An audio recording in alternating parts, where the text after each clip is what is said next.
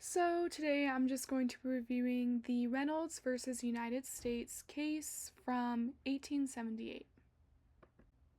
So, starting with the facts of the case, it took place between George Reynolds and the United States Supreme Court in 1878. After George Reynolds married a woman despite already having a wife, he was charged with bigamy.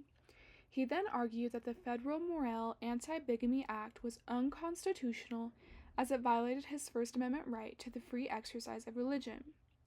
The federal law at the time stated that those who are guilty of bigamy will be punished with a fine of no more than $500 and sentenced to no more than 5 years in prison. George Reynolds was a member of the Church of Jesus Christ of Latter-day Saints, and this practice is regarded as normal and even required within the religion. So, question for the case is religious duty a defense to a criminal charge? So, for the holding of this case, the Supreme Court held that although the federal government cannot interfere with the religious beliefs of a group of people, it can when the religious practice violates the notions of health, safety, and morality. These are also known as police powers, as they give the government the fundamental right to enact laws for the good of the public. With this, the Supreme Court upheld the convictions against George Reynolds as his religious practice violated the police powers of morality. Congress at the time also emphasizes how in our society marriage is a very sacred and vital aspect of social life that is also deemed as a social contract and is therefore regulated by law.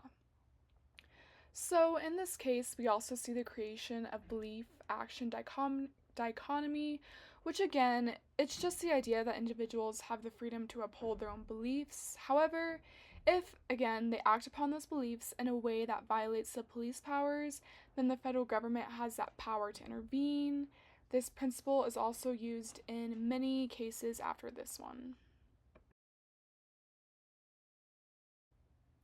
So, just to summarize, this case upholds that although Congress cannot outlaw the belief of polygamy within the Mormon faith, it can outlaw the practice of it.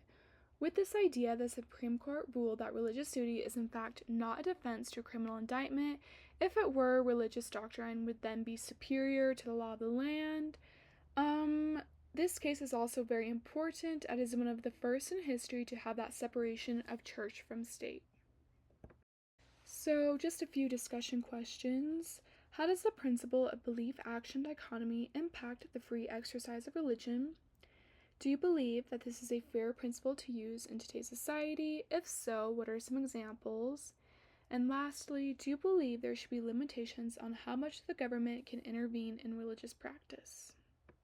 And lastly, here are the resources that I used.